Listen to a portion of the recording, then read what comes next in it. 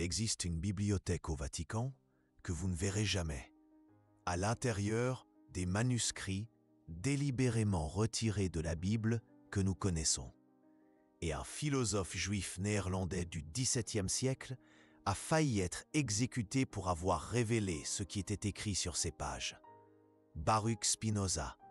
Vous êtes-vous déjà demandé pourquoi Jésus parlait en paraboles? Pourquoi utilisait-il des métaphores complexes alors qu'il aurait pu simplement dire la vérité directement? La réponse va vous choquer, parce qu'il enseignait deux versions de la même vérité. Une pour les foules, une autre pour ses disciples les plus proches. Et cette seconde version, elle a disparu des évangiles qui sont parvenus jusqu'à nous. Mon nom se trouve dans les ombres de ce récit, mais ce que je vais vous révéler ici pourrait changer complètement votre compréhension de la spiritualité, du but de la vie et du pouvoir qui existe en vous. Un pouvoir que certaines institutions ont préféré que vous ne découvriez jamais. Baruch Spinoza a risqué tout pour exposer cette vérité. Il a été expulsé de la communauté juive, poursuivi par l'Église catholique. Ses livres ont été brûlés en place publique. Et malgré tout, il n'a pas cessé d'écrire, parce qu'il avait découvert quelque chose de révolutionnaire dans les enseignements originaux de Jésus.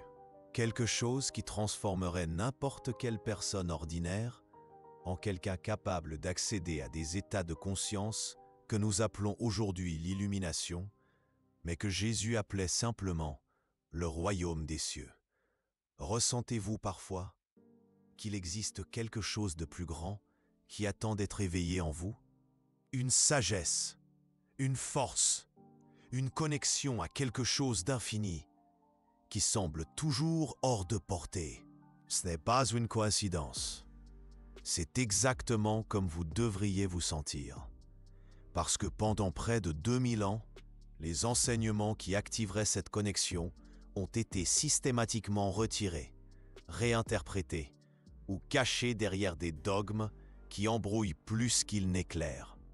Mais voici la vérité, qui va trancher comme une lame à travers tout ce qu'on vous a enseigné sur la religion et la spiritualité. Jésus n'était pas chrétien. Il était un mystique juif. Et les enseignements les plus puissants qu'il a laissés n'ont rien à voir avec la culpabilité, le péché ou le salut par des tiers. Ils ont tout à voir avec l'éveil de ce qu'il appelait le Christ intérieur. Spinoza a découvert cela lorsqu'il a commencé à étudier les textes originaux en araméen et en hébreu. Et il a remarqué quelque chose de troublant. Les traductions étaient erronées, délibérément erronées. Là où Jésus disait « Moi et le Père, nous sommes un », l'interprétation correcte serait « Moi et la source, nous sommes une même substance ». Là où on traduit « royaume des cieux », le terme original signifie « état de conscience élargi ». Là où on lit « prière », le mot araméen se réfère à « alignement vibratoire ». Vous commencez à voir le modèle. Jésus ne parlait pas d'un Dieu extérieur qui juge vos actions. Il enseignait la divinité qui existe à l'intérieur de chaque être humain. Et comment éveiller cette divinité grâce à des pratiques spécifiques qu'il appelait les mystères du royaume.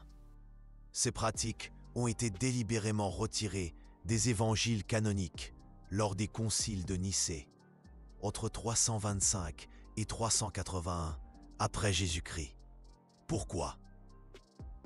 Parce qu'une personne qui éveille son Christ intérieur n'a pas besoin d'intermédiaire.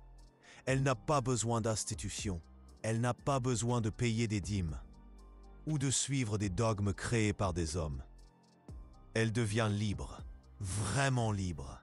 Et la liberté spirituelle est la plus grande menace pour tout système qui dépend du contrôle des consciences.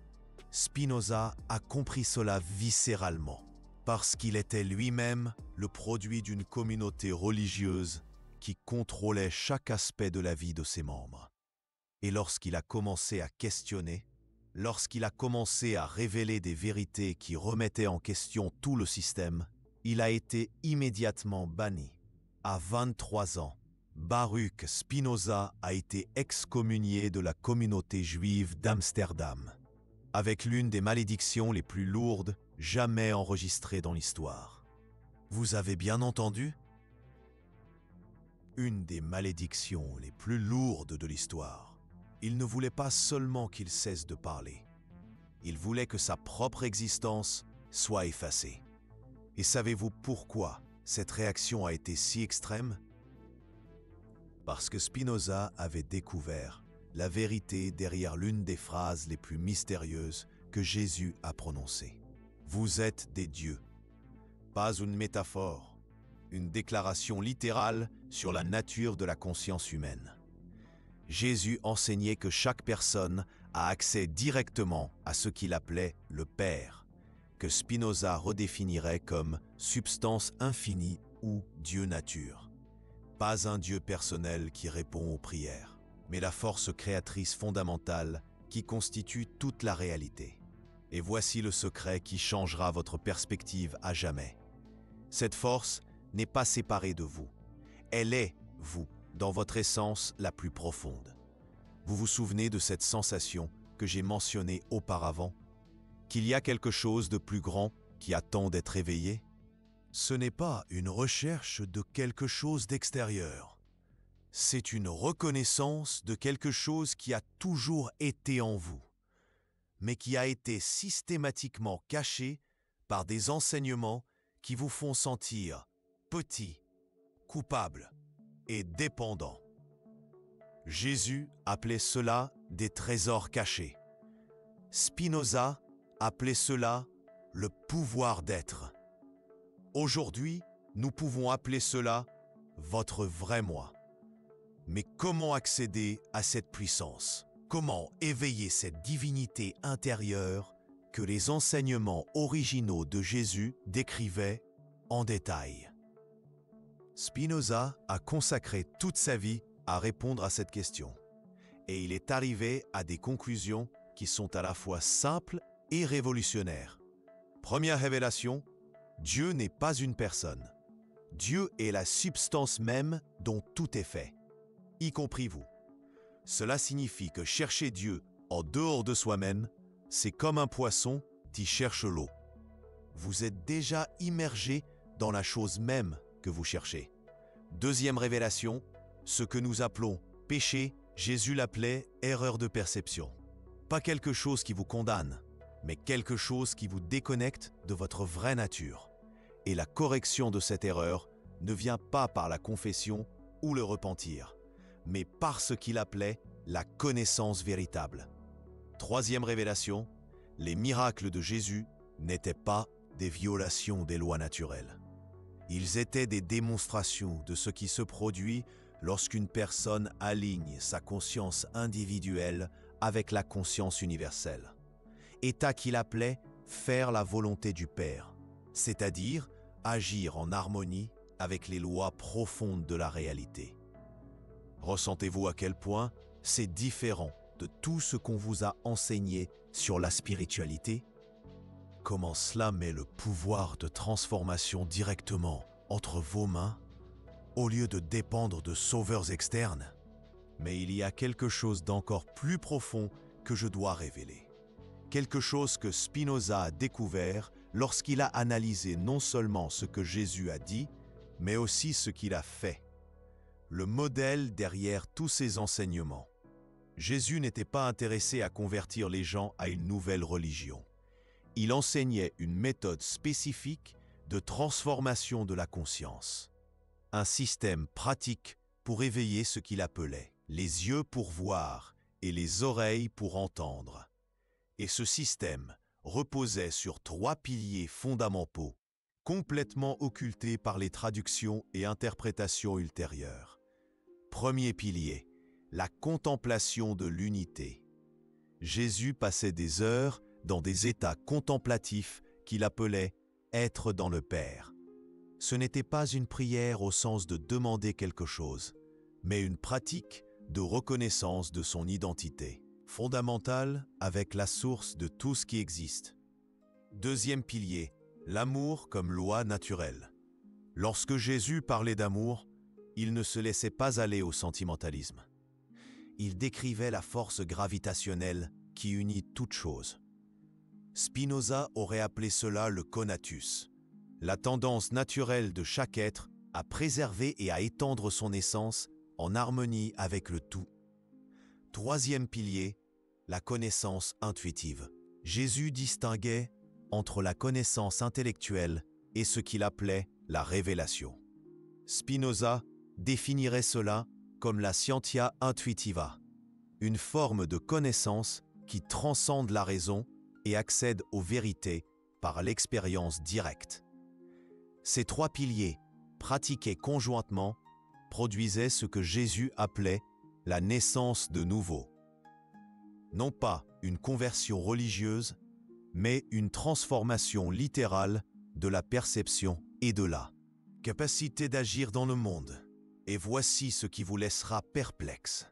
Ces pratiques fonctionnent indépendamment de toute croyance religieuse. Elles obéissent aux lois naturelles de la conscience, non à des dogmes ou à des traditions spécifiques. Spinoza l'a prouvé dans sa propre vie. Exclu du judaïsme et persécuté par le christianisme, il développa sa philosophie basée purement sur la raison et l'expérience directe. Et il arriva aux mêmes conclusions mystiques que celles enseignées par Jésus, mais en utilisant un langage scientifique et une logique rigoureuse. Cela vous fait réfléchir, n'est-ce pas? Si deux hommes, séparés par 16 siècles, sont arrivés aux mêmes vérités fondamentales par des chemins complètement différents, peut-être ces vérités ne sont-elles pas une question de foi, mais de découverte. Mais voici où l'histoire devient vraiment intrigante, et où vous comprendrez pourquoi ces découvertes ont été si menaçantes pour les institutions établies.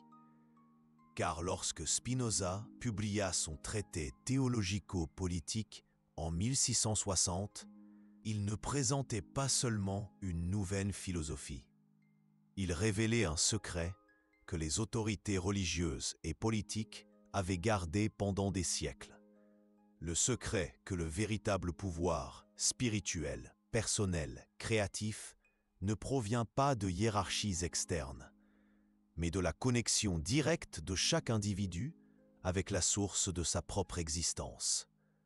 Imaginez ce qui se passerait si les gens découvraient qu'ils n'ont pas besoin d'autorisation pour accéder au sacré, qu'ils n'ont pas besoin d'interprétation autorisée pour comprendre les vérités spirituelles, que le royaume divin même que Jésus décrivait peut être expérimenté ici et maintenant grâce à des pratiques simples que n'importe qui peut apprendre. Le monde entier changerait du jour au lendemain. Et c'est exactement pour cela que les livres de Spinoza ont été brûlés. Pour cela qu'il a été banni, persécuté et a dû vivre en cachant son identité. Pour cela qu'aujourd'hui encore, plus de 300 ans après sa mort, ses enseignements continuent d'être marginalisés ou mal compris. Parce qu'ils représentent une menace directe à tout système qui dépend de l'ignorance spirituelle des gens. Mais savez-vous ce qui est le plus fascinant? Jésus a prédit que cela arriverait. Dans les évangiles qui ont survécu, il parle clairement de ceux qui ferment le royaume des cieux aux hommes. Des personnes qui non seulement évitent d'entrer dans un état de conscience élargi, mais empêchent également les autres de découvrir comment y accéder. Et il a laissé des indices spécifiques sur la façon d'identifier ces blocages et de les surmonter. Des indices que Spinoza a déchiffrés en utilisant sa méthodologie rigoureuse d'analyse textuelle et d'expérience directe. Un de ces indices est caché dans la parabole du levain. Jésus dit que le royaume des cieux est comme du levain qu'une femme mélange dans 3 mesures de farine, jusqu'à ce que tout soit fermenté. Interprétation traditionnelle, une petite quantité de foi peut transformer une vie entière. Interprétation de Spinoza basée sur le texte original.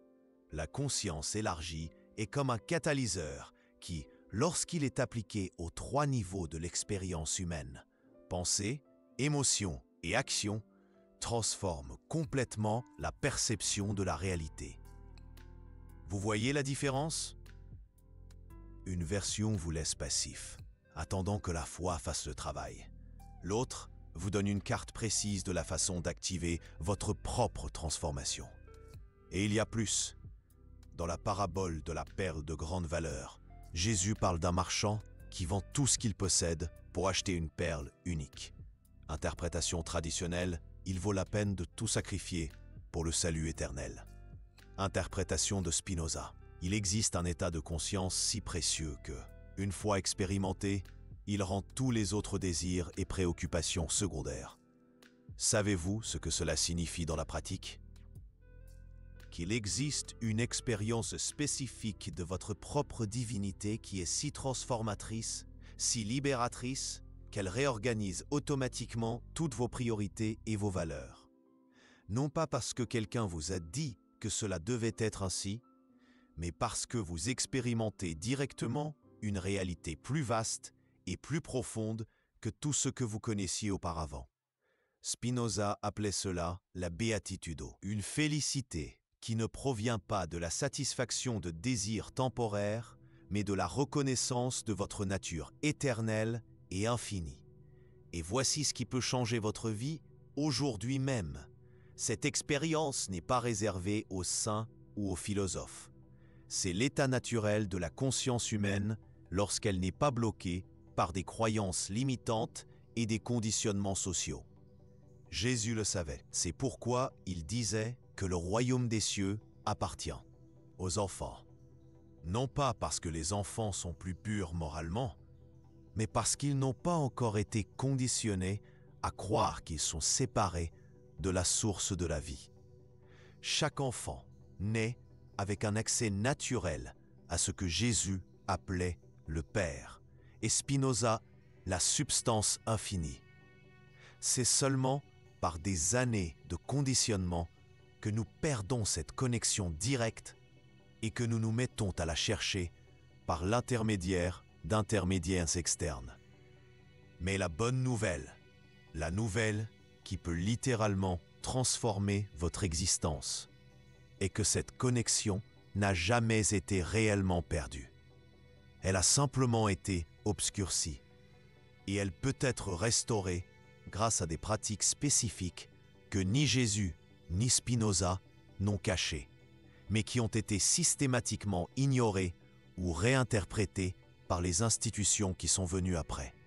Êtes-vous prêt à découvrir ces pratiques, à comprendre comment deux des plus grands maîtres de l'humanité, utilisant des méthodes complètement différentes, sont arrivés aux mêmes techniques révolutionnaires d'expansion de la conscience? Parce que ce que je vais révéler ensuite n'est pas de la théorie. C'est pas de la philosophie abstraite.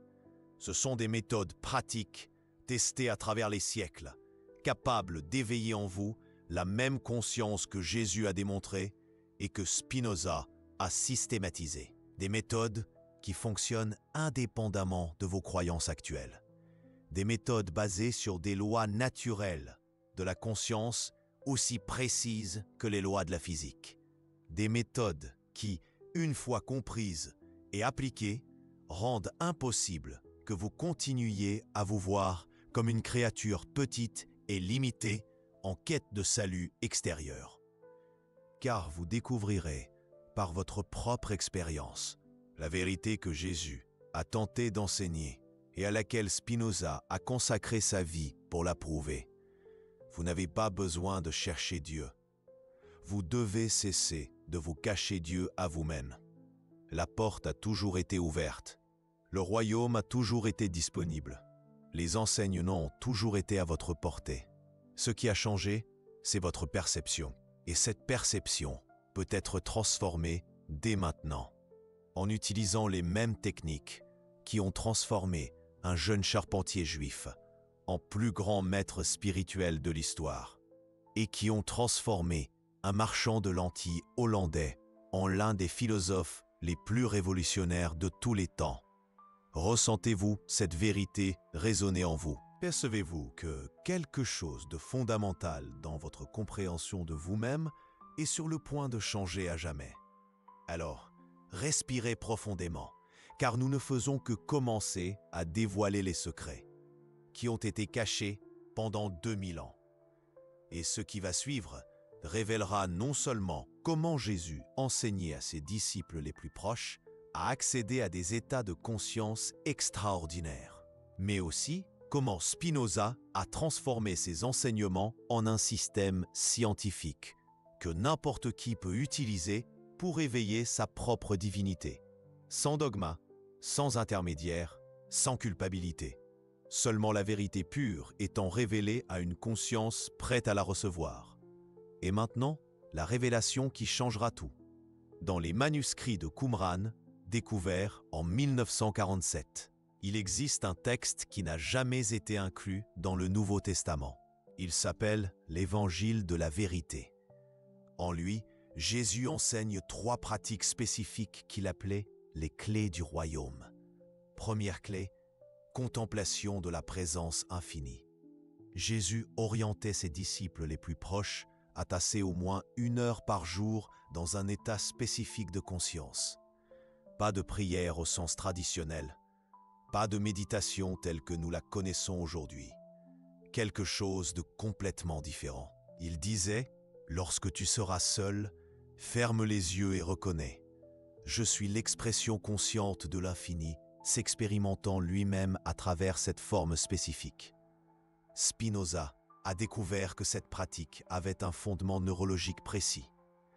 Lorsque vous reconnaissez consciemment votre identité fondamentale avec ce qu'il appelait la substance infinie, quelque chose d'extraordinaire se produit dans votre cerveau.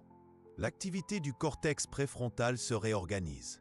Les ondes cérébrales entrent en cohérence et vous accédez à ce que les neuroscientifiques modernes appellent état de flow étendu, mais que Jésus appelait simplement être dans le Père. Dans cet état, 3 choses se produisent simultanément. Premièrement, vous cessez de vous sentir séparé de la vie. Deuxièmement, vos décisions commencent à découler d'une sagesse qui transcende votre esprit personnel. Troisièmement, vous expérimentez une paix profonde qui ne dépend pas des circonstances extérieures. Mais il y a un secret dans ce secret. Jésus n'enseignait pas cette pratique seulement comme une expérience mystique. Il l'enseignait comme un outil pratique de transformation de la réalité. Car lorsque vous reconnaissez votre identité fondamentale avec la source créatrice de tout ce qui existe, vous cessez d'agir comme une victime des circonstances et vous commencez à agir comme un co-créateur conscient de votre expérience. Et cela nous amène à la deuxième clé. Deuxième clé, l'amour comme force magnétique. C'est là que la plupart des interprétations des enseignements de Jésus ont complètement déraillé. Lorsqu'il parlait d'amour, il n'était ni sentimental ni moraliste. Il décrivait une technologie spirituelle spécifique. Jésus disait à ses disciples « Aimez vos ennemis non pas parce que c'est correct, mais parce que c'est efficace. » Cette phrase n'a jamais eu un sens complet jusqu'à ce que Spinoza la déchiffre.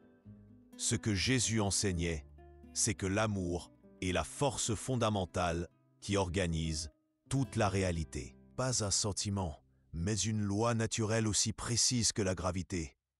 Spinoza a appelé cela le conatus, la tendance naturelle de chaque être à préserver et à étendre son essence en harmonie avec le tout. Et il a découvert que lorsque vous alignez consciemment vos pensées, vos émotions et vos actions avec cette force, elle amplifie exponentiellement votre capacité à influencer la réalité. Mais comment cela fonctionne-t-il dans la pratique? Imaginez que quelqu'un vous irrite ou vous met en colère. La réaction naturelle est de résister, d'attaquer ou de vous défendre. Jésus enseignait le contraire. Reconnais que cette personne est une autre expression de la même conscience infinie que toi et envoie-lui la reconnaissance de sa véritable nature. Pas de pardon au sens de passer l'éponge sur des comportements destructeurs, mais reconnaissance de l'identité fondamentale qui transcende les personnalités temporaires. Spinoza a prouvé que cette pratique a des effets mesurables. Lorsque vous cessez de voir les autres personnes comme des menaces séparées et que vous commencez à les voir comme des aspects de la même réalité fondamentale, trois choses se produisent. Premièrement, vous cessez de gaspiller de l'énergie dans des conflits inutiles. Deuxièmement, les autres personnes réagissent différemment à vous parce que votre vibration a changé. Troisièmement, vous devenez littéralement plus puissant parce que vous êtes aligné avec les forces qui meuvent l'univers au lieu de lutter contre elles. Et cela nous amène à la troisième et plus révolutionnaire clé. Troisième clé, connaissance intuitive directe. Jésus distinguait trois types de connaissances. Premier, l'information que vous recevez des autres. Deuxième, la compréhension que vous développez grâce à l'expérience personnelle. Troisième, la révélation qui découle directement de votre connexion avec la source de toute connaissance. Ce troisième type était ce qu'il appelait la révélation du Père. Et il enseignait des techniques spécifiques pour y accéder. La plus puissante de ces techniques, Jésus l'appelait la question sacrée. Cela fonctionne ainsi. Lorsque vous êtes confronté à un défi ou à une décision importante, au lieu d'essayer de résoudre le problème avec votre esprit personnel, vous entrez dans l'état de contemplation de la présence infinie. Et vous posez une question spécifique. Comment la sagesse infinie résoudrait-elle cela à travers moi? Et ensuite, vous attendez. Pas une réponse intellectuelle, mais un mouvement intérieur. Une direction qui émerge naturellement. Une clarté qui ne vient pas de l'analyse, mais de l'alignement. Spinoza était fasciné par cette technique parce qu'elle produisait des résultats cohérents et vérifiables. Les personnes qui la pratiquaient régulièrement développaient ce qu'il appelait la scientia intuitiva, une forme de savoir qui transcende à la fois l'ignorance et la connaissance commune, et commençaient à prendre des décisions qui étaient simultanément pratiques et profondément sages, comme si elles avaient accès à des informations que leur esprit conscient ne possédait pas. Mais voici le secret le plus profond. Jésus n'enseignait pas ces trois clés comme des pratiques séparées. Il les enseignait comme un système intégré, qui, appliqué avec constance, produit ce qu'il appelait la naissance de nouveau. Pas une conversion religieuse, mais une transformation littérale de la façon dont vous percevez et interagissez avec la réalité. Et Spinoza l'a prouvé dans sa propre vie. À 24 ans, après avoir été banni de la communauté juive, Spinoza traversa une profonde crise existentielle. Il avait perdu sa famille, ses amis, sa sécurité financière. Il était complètement seul dans un monde hostile. C'est alors qu'il décida de tester les enseignements de Jésus en utilisant une méthodologie scientifique rigoureuse. Non pas comme un acte de foi, mais comme une expérience contrôlée. Pendant 2 ans, Spinoza a pratiqué les 3 clés quotidiennement. Il a méticuleusement documenté ses résultats. Et il est arrivé à des conclusions qui ont révolutionné non seulement sa vie personnelle, mais toute la philosophie occidentale. Première découverte, la conscience individuelle n'est pas séparée de la conscience universelle. C'est une ondulation spécifique dans le même océan infini. Deuxième découverte, lorsque vous reconnaissez cela expérientiellement et non intellectuellement, votre capacité d'action dans le monde se multiplie exponentiellement.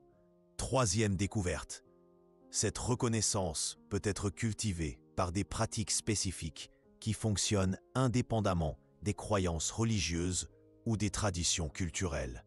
Ces découvertes ont formé la base de son œuvre maîtresse, Éthique, un livre qu'il a écrit comme un manuel pratique de libération spirituelle et non comme un traité philosophique abstrait. Mais voici où l'histoire devient encore plus extraordinaire. En 1675, 3 ans avant sa mort, Spinoza reçut une visite inattendue, celle d'un jeune marchand allemand, Gottfried Leibniz. Leibniz avait entendu des rumeurs sur un philosophe hollandais qui avait découvert les secrets pratiques des enseignements de Jésus. Pendant 3 jours, Spinoza enseigna à Leibniz le système complet des 3 clés. Leibniz fut tellement impressionné qu'il écrivit dans son journal « Cet homme a découvert comment devenir Dieu sans cesser d'être humain ». Et Leibniz n'était pas une personne facilement impressionnable. Il était mathématicien, philosophe, inventeur, co-créateur du calcul infinitésimal, un des esprits les plus brillants de l'histoire. Mais lorsqu'il a expérimenté les pratiques que Spinoza avait développées sur la base des enseignements occultes de Jésus, il a compris qu'il avait trouvé quelque chose d'infiniment plus précieux que toute découverte intellectuelle. Il avait trouvé la méthode pour éveiller la divinité latente en chaque être humain. Et savez-vous ce qui est le plus impressionnant? Leibniz a appliqué ces pratiques et au cours des 10 dernières années de sa vie, a produit certaines des œuvres les plus révolutionnaires de l'histoire des mathématiques et de la philosophie. Comme si accéder à sa vraie nature avait libéré des capacités créatives qu'il ne savait même pas posséder.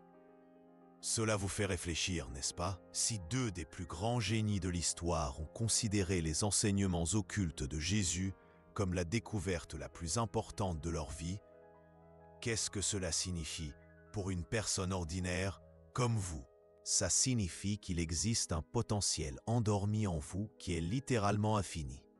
Un potentiel que Jésus appelait le Christ intérieur, que Spinoza appelait la substance infinie exprimée, et que vous pouvez simplement appeler qui vous êtes vraiment. Mais comment éveiller ce potentiel? Comment appliquer les 3 clés de Jésus dans votre vie pratique, ici au XXIe siècle? Premièrement, vous devez comprendre que ces pratiques ne sont pas des exercices spirituels optionnels. Ce sont des technologies de conscience aussi fondamentales que la respiration ou l'alimentation. Jésus disait « De même que le corps a besoin de nourriture, l'âme a besoin de reconnaissance de sa vraie nature. » Non, il était littéral, pas poétique. Votre conscience a faim de connexion à sa source. Et lorsque vous ne nourrissez pas cette faim par les bonnes pratiques, vous développez ce que Jésus appelait la faim spirituelle, une sensation persistante que quelque chose d'important manque dans votre vie. Vous avez déjà ressenti cela? Cette inquiétude subtile qui persiste même lorsque tout va apparemment bien? Cette quête de quelque chose de plus qui ne semble jamais trouver de satisfaction complète? Ce n'est pas une névrose. Ce n'est pas de l'ingratitude. C'est votre système interne de navigation spirituelle qui vous alerte que vous êtes déconnecté de votre vraie nature. Et la solution n'est pas plus de succès, plus de relations, plus d'expérience ou plus de conquêtes. La solution est de vous reconnecter consciemment à la source de votre propre existence par les pratiques que Jésus a enseignées et que Spinoza a systématisées. Je vais vous donner un exemple pratique de la façon dont cela fonctionne dans la vie réelle. Sophie est avocate, 38 ans, une réussite professionnelle, mais constamment anxieuse et insatisfaite. Elle a découvert les enseignements de Spinoza par le biais d'un cours en ligne et a décidé de tester les 3 clés pendant 30 jours. Première clé, contemplation de la présence infinie. Chaque jour, au réveil, Sophie passait 20 minutes à reconnaître consciemment « Je suis l'expression consciente de l'infini expérimentant la vie à travers cette forme spécifique appelée Sophie ». Pas d'affirmation positive, pas d'auto-assistance, reconnaissance directe de son identité fondamentale. Résultat, en 2 semaines, son anxiété constante a commencé à diminuer. Non pas parce que ses problèmes ont disparu, mais parce qu'elle a cessé de s'identifier comme une petite personne confrontée à de grands problèmes. Deuxième clé, l'amour comme force magnétique. Chaque fois que quelqu'un la mettait en colère au travail, au lieu de résister ou d'attaquer, Sophie pratiquait « Cette personne est une autre expression de la même conscience que moi. Je reconnais sa vraie nature au-delà de la personnalité temporaire. » Résultat, ses conflits professionnels ont considérablement diminué. Non pas parce que les gens ont changé, mais parce qu'elle a cessé de vibrer à la fréquence du conflit. Troisième clé, connaissance intuitive directe.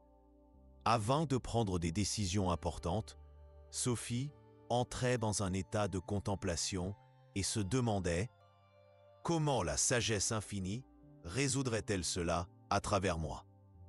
Résultat, ses décisions sont devenues plus justes et plus efficaces. Elle a commencé à agir avec une clarté et une précision qui l'ont surprise. Après 30 jours, Sophie a écrit dans son journal « Pour la première fois de ma vie, j'ai le sentiment de vivre comme je suis vraiment, et non comme je pensais que je devais être. » Donc, est le plus extraordinaire, sa productivité au travail a augmenté de 40%.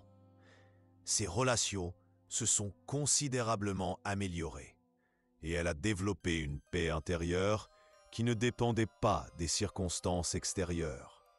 Coïncidence? Chance? Effet placebo? Spinoza dirait que non. Il dirait que Sophie a simplement cessé de lutter contre les lois fondamentales de la réalité et a commencé à s'y conformer. Car il voici le secret qui pourrait révolutionner votre compréhension de la vie. Vous n'êtes pas une créature séparée, luttant pour survivre dans un univers hostile, mais vous êtes l'univers lui-même, prenant conscience de soi à travers une perspective unique et spécifique. Et lorsque vous reconnaissez cela, non seulement intellectuellement, mais expérientiellement, à travers les pratiques enseignées par Jésus, votre relation avec le monde change radicalement. Vous cessez d'essayer d'obtenir des choses et laissez celles-ci affluer naturellement à travers vous. Vous cessez d'essayer de contrôler les personnes et les situations, et vous apprenez à les influencer en vous alignant sur des forces supérieures. Vous cessez de chercher le bonheur et l'accomplissement à l'extérieur de vous-même et découvrez une source inépuisable en votre fort intérieur. Mais il y a quelque chose de plus profond encore à révéler. Quelque chose que Jésus ne murmurait qu'à ses disciples les plus intimes et que Spinoza découvrit grâce à des années d'expérimentation rigoureuse. Ces pratiques ne transforment pas seulement votre vie personnelle. Elles éveillent des capacités clés, commencent à les expérimenter aussi. Pourquoi? Parce que vous activez littéralement des aspects de la conscience qui étaient endormis. Des aspects que Jésus appelait les dons de l'esprit et que Spinoza décrivait comme les pouvoirs naturels de l'esprit humain élargi. Et voici la révélation finale qui changera à jamais votre perspective sur la spiritualité, le sens de la vie et votre propre potentiel. Jésus n'est pas venu fonder une religion. Il est venu révéler la véritable nature de l'humanité. Montrer que chaque personne a un accès direct à ce qu'il appelait le Père, la source créatrice de toute existence. Spinoza n'a pas développé une philosophie abstraite. Il a créé un manuel pratique pour éveiller cette divinité latente en utilisant un langage scientifique et des méthodes vérifiables. Et vous n'êtes pas là par hasard. Vous n'écoutez pas ces paroles par coïncidence. Vous êtes là parce que le moment est venu pour vous de découvrir qui vous êtes réellement. D'éveiller les capacités qui dorment en vous depuis des années, des décennies, peut-être toute une vie. De cesser de chercher à l'extérieur ce qui a toujours été disponible à l'intérieur. Les 3 clés sont entre vos mains. Le savoir a été transmis. Les méthodes ont été révélées. La seule question qui reste est « Êtes-vous prêt à les utiliser ?» Car une fois que vous commencez à pratiquer ces techniques avec sérieux et constance, il n'y a pas de retour en arrière. Vous ne pourrez plus vous leurrer en vous croyant une personne ordinaire au potentiel limité. Vous découvrirez, par votre propre expérience, la vérité que Jésus a tenté d'enseigner et qui a coûté la vie à de nombreux mystiques au cours de l'histoire. Vous n'êtes pas un être humain essayant de vivre une expérience spirituelle. Vous êtes un être spirituel infini, vivant une expérience humaine temporaire. Et cette expérience peut être aussi extraordinaire, aussi pleine de sens, d'amour et de créativité que vous le permettez. La porte a toujours été ouverte. Les clés ont toujours été disponibles. Le royaume a toujours été à votre portée. La seule chose qui a changé, c'est que maintenant, vous le savez. Et savoir cela change tout. Car lorsque vous comprenez réellement que vous portez en vous la même conscience que Jésus a manifestée, la même sagesse que Spinoza a systématisée, la même créativité infinie qui fait bouger les galaxies et fait éclore les fleurs, vous cessez de vivre comme un mendiant spirituel et commencez à vivre comme l'héritier conscient d'un royaume sans fin. Ce royaume n'est pas dans le futur, il n'est pas dans le ciel, il n'est nulle part ailleurs, lointain ou inaccessible, il est en vous. Il a toujours été, il sera toujours. La seule différence, c'est que maintenant vous avez les clés pour y entrer consciemment. Utilisez-les avec sagesse. Utilisez-les avec amour. Utilisez-les avec courage. Car le monde attend de voir qui vous êtes réellement lorsque vous cessez de prétendre être moins qu'eux. Cela, et qui vous êtes réellement, est plus extraordinaire que n'importe quel rêve que vous ayez jamais osé rêver.